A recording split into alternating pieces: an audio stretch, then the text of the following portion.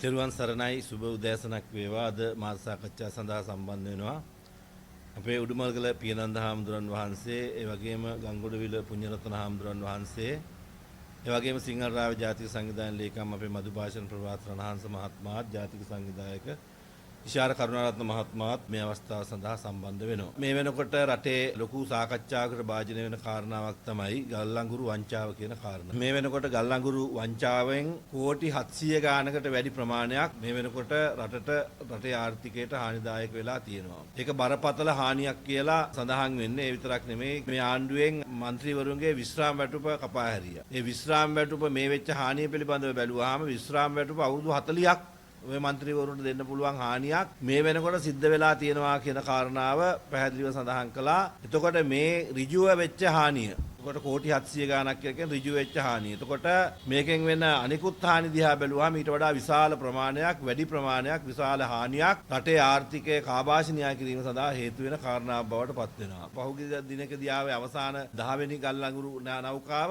ඒකෙත් ප්‍රමිතිය ඊටාම බාලයි කියලා තමයි සඳහන් වෙන්නේ. වාර්තාව ලැබිලා තියෙන වාර්තාව මේ වෙනකොට තොරතුරු ඇවිල්ලා තියෙනවා. වාර්තාව ලැබිලා තියෙනවා. එතකොට දැන් ආණ්ඩුව මේක විලිවහ ගන්න සූදානම් වුණාට ඊට වඩා බරපතල විදියට මේක හානිදායක තත්ත්වයට පත් වෙලා තියෙනවා. මොකද සාමාන්‍යයෙන් අපි පළවෙනි එක එනකොට දෙවෙනි වෙනකොට ගල්ලංගුරු බාල නම් ඒක නතර කරන්න ඕනේ. නමුත් අද දක්වාම දැන් 10 වෙනි එකත් ඇවිල්ලා තාමත් ඒ ගල්ලංගුරු ටෙන්ඩරේ තාම අහෝසි කළා නැහැ, නවත්තලා නැහැ. ඒක බරපතල ප්‍රශ්නයක්. එතකොට මේකේ අපිට පේනවා මේක දිගින් දිගට මේ නෞකා ටික එනවයි කියලා කියන්නේ, මේක නවත්තලා නැහැ කියලා කියන්නේ මෙතන ලොකු වංචාවක් සිද්ධ වෙලා තියෙනවා. ඒතර මේකෙන් වෙන හානිය දැනට මෙගාවෝට් 900ක් නිෂ්පාදනය කරගන්න උවමනා වෙනවා. ඒතර මෙගාවෝට් 900ක් නිෂ්පාදනය කරගන්න උවමනා කාරණේදී මෙගාවෝට් 500කට ආසන්න ප්‍රමාණයක් තමයි නිෂ්පාදනය වෙන්නේ දැනට. දැන් මේ කියන මේ ගල්ලංගුරු වලින්. ඒ විතරක් නෙමෙයි, ඒකෙන් ඒ බොයිලර් වලට වෙන හානිය විශාල තාපයක් පිට වෙනවා. ඒකෙන් බොයිලර් වල තත්ත්වයක් ඉතාමත්ම හානිදායක වෙන්න පුළුවන්. එතකොට සාමාන්‍යයෙන් මේ වගේ දේවල් ලෝකේ පාවිච්චි කරන්නේ නැහැ. මේවා පැත්තකට දාන්න ලද ගල්ලංගුරු. ඒතකොට මේවා තමයි ගෙනල්ලා තියෙනවා. අඩු ගානට ගත්තත් එතකොට මේවා අරගෙන තියෙන සමානලා නිකන් දීප එකක් ගෙනල්ලා වැඩි ගා මෙහෙ විකුණන ඉවර සල්ලි එව්වද කියලා අපිට ප්‍රශ්නයක් තියෙන, කෘතුහලයක් තියෙන. මොකද මේක හේතුව තමයි මේක නතර නොකිරීම. සාමාන්‍යයෙන් වංචාවක් වුණා කියලා දැනගත්ත කාරණාවේදී අවස්ථාවේදීම ඒක නතර කිරීමක් සිද්ධ කරන්නට ඕනේ. නතර කිරීමක් සිද්ධ වෙලා නැහැ. එතකොට අපි දැක්කා කාදිනතුමා ඒ දවස්වල ප්‍රකාශ කරන ඒ ප්‍රදේශ කෙරවල පිටිය ආදී ප්‍රදේශවලට විශාල හානියක් මේ ගල්ලංගුරු වලින් වෙන පිට වෙන අලු වලින් විශාල හානියක් සිද්ධ වෙනවායි කියලා. ඒ කාලේ. එතකොට ඒ කාලේ සිද්ධ වෙනවා.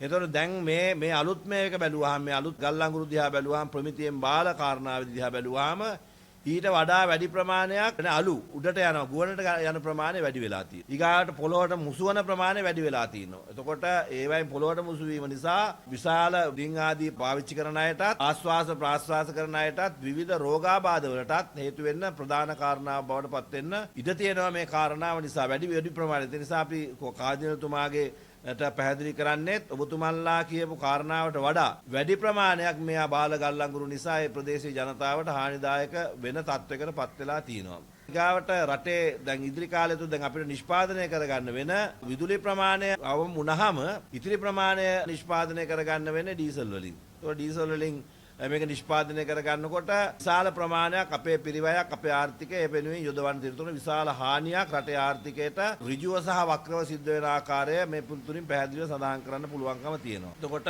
මේක ආණ්ඩුව වංචාවක් නොවේ කියලා කිව්වට ඉතාම බරපතලම වංචාවක් තමයි මේ සිද්ධ වෙලා තියෙන්නේ. ඊගාට ගල්ලංගුරු වලින් නිෂ්පාදනය කරගන්න විදුලිය අවම වුණාට පස්සේ ඒකට යන ඩීසල් ප්‍රමාණය වැඩි ප්‍රමාණයක් ඩීසල් වියදම් කරලා විදුලිය නිෂ්පාදනය කරගන්න උනාට පස්සේ ඒක විශාල හානියක් අපේ රටට උදා වෙන අපේ ආර්ථිකයට විශාල කාබාසිනියක් සිද්ධ වෙනවා. දැන් මේ වෙනකොට ආණ්ඩුව යෝජනා ඉදිරිපත් කරමින් තියෙනවා. දැන් කසුකුසු ගාමින් ඉන්නවා විදුලි බිල වැඩි කිරීම සඳහා. එතකොට විදුලි බිල වැඩි කරන්නේ මොකක් සඳහාද? මෙන්න මේ වෙච්ච හානිය ජනතාව අතරට දාලා ජනතාවගේ බිලෙන් තමයි මේක හානිය දැන් පියව ගන්න සූදානම් වෙන්නේ. ඒකට බරපතල වැරද්දක්. ඒතර ජනතාවට හැම වෙලාවකදීම සහන දෙන්න ඕනේ ආණ්ඩුවක් වුණාම දැන් ආණ්ඩුව කරපු වංචාව නැත්තම් මේ අක්‍රමිකතාවය නැත්තම් බාල ගල්ලංගුරු ගෙනල්ලා ඒකෙන් වෙන හානිය පිරිමහා ගැනීම සඳහා ඉදිරි කාලය තුලදී විදුලි බිල වැඩි කිරීම සඳහා සූදානම්. ඒතකොට විදුලි බිල වැඩි කරා කියලා කියන කාටද? ඔවුන් කරන ලද වංචාවෙන් වෙච්ච හානිය බිලියන ගාන අය කර ගැනීම සූදානම් වෙන්නේ අහිංසක ජනතාවගේ. ඒතකොට විදුලි බිල වැඩි කරලා ඒ අහිංසක ජනතාවට තමයි මේක පහර ගහන්නේ. ඒතකොට අපි මතක් කරන්නට ඕනේ ජනතා විමුක්ති පෙරමුණේ සමාජිකයෝ වෙන්න පුළුවන්. මාලිමා රජයේ සමාජිකයෝ වෙන්න පුළුවන්. නැත්නම් අනිකුත් දේශපාලන පක්ෂවල සමාජිකයෝ වෙන්න පුළුවන්. මේකේ කවුරු හරි කරමු මේ පාපයට අපි ඔක්කොටම වග යන සිද්ධ වෙලා තියෙන නිසා ඔය අපි මතක් කරනවා ජනතා විමුක්ති පෙරමුණට කඩේ යන අයට ඊගාවට ඔය මාලිමාවට කඩේ යන අයට මේක අපිට විතරක් නෙමෙයි මේක. අපි නම් ඡන්ද නොදී මේකට අපි දන්නවා මේ ආණ්ඩුව මේ කරන්නේ කිසිම පරිපාලන දැනුමක් නැහැ. ඊගාට කළ පුරුද්දක් නැහැ, පළ පුරුද්දක් නැහැ. ඒ නිසා මේ ආණ්ඩුව කොහොමත් මේ ලත්තන ලොප් කර ගන්නවා කියලා අපි දන්නවා. හැබැයි ඔය ඡන්දේ දීපු මාලිමා ආණ්ඩුවේ සමාජිකයන්ටත් ජනතා විමුක්ති පෙරමුණේ සමාජිකයන්ටත් ඔක්කොටම එකම හැන්දකින් තමයි භුක්ති විඳින සිද්ධ. ඒ නිසා ඕගොල්ලෝගේ බිලටත් ඉදිරි කාලය තුලදී විදුලි වල වැඩි වුණාම මෙන්න මේ පාඩුව පියවා ගැනීම සඳහා තමයි මේක සූදානම් කරලා තියෙන්නේ කියන කාරණා මතක් කරගන්නට ඕනේ. ඒතර මේකෙන් වෙන විශාල හානියක් පරිසරයට වෙන හානිය, ජීවිතවලට වෙන හානිය, පරිසරයේ තියෙන ගස් කොළන් වලට හානිය, ඊගාට භූගත ජලාශ වලට වෙන හානිය විතරක් නෙමෙයි. ඊගාවට මේ බොයිලර් වලට තියෙන කල්පවැත්මක් නැති වෙලා යනවා. මොකද මේකේ තාපය වැඩි වුණාට පස්සේ නිෂ්පාදනයේ ප්‍රමාණය අඩු වුණාට තාපය වැඩි. ඒ නිසා ඒකෙන් වෙන හානිය බොයිලර් වලට අනාගතේ බලපාන්න පුළුවන්. ඒවා ප්‍රතිසංස්කරණය කරන්න කියලා හෙට අනිද්දා ඒවටත් අය කරන්න පුළුවන්කම තියෙනවා.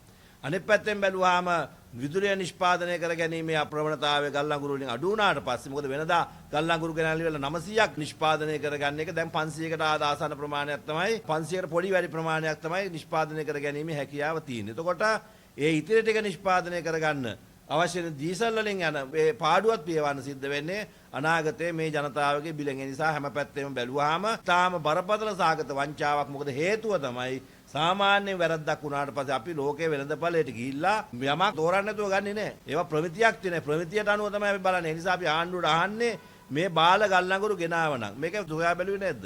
සාමාන්‍යයෙන් කඩේකට ගියාමත් භාණ්ඩයක් ගන්නකොට ඒ භාණ්ඩය පිළිබඳ පරීක්ෂා කරනවා. මේක හොඳද නරකද කල් පැනලාද ඒක ඊගාවට මේකෙන් අපිට අවශ්‍ය වෙන වැඩ ටික කරගන්න පුළුවන්ද මේකෙන් විදුලිය විශාල ප්‍රමාණයක් යනවාද කියලා අපි ඕනම දෙයක් භාණ්ඩයක් ගන්නකොට ඒ පිළිබඳව පරීක්ෂණයක් කරනවා. තත්ත්ව පරීක්ෂණයක්. නමුත් මේ ආණ්ඩුවට දැන් අපි ගල් අඟුරු ටික ගන්නකොට පරීක්ෂාවට භාජනය නොකරද ගත්තේ. එනවා නම් මේක පැහැදිලිව පේනවා කවුරු නැහැ කිව්වත් බරපතල විදියට වංචාවක් මේ තුල සිද්ධ වෙලා තියෙනවා. ඒතකොට මේ වංචාව පියවා ගැනීම සඳහා කටයුතු සිද්ධ කරන්නේ කාගෙන්ද? අහිංසක ජනතාවගෙන් තමයි, ඡන්ද දීපු ජනතාවගෙන් තමයි මේක පියවා ගැනීම සඳහා සූදානම් වෙන නිසා අපි ආණ්ඩුවට කියනවා මේ බරපතල වැරද්දක් තියෙන නිසා ජනතාව අතරට මේ විදුලි බිලින් වැඩි කර ඉවර වෙලා තමන් කරපු වංචාවේ හානිය වළක්වා ගන්න කටයුතු කරන්න එපා කියන කාරණා තමයි විශේෂයෙන්ම මතක් කරන්න තියෙන්නේ.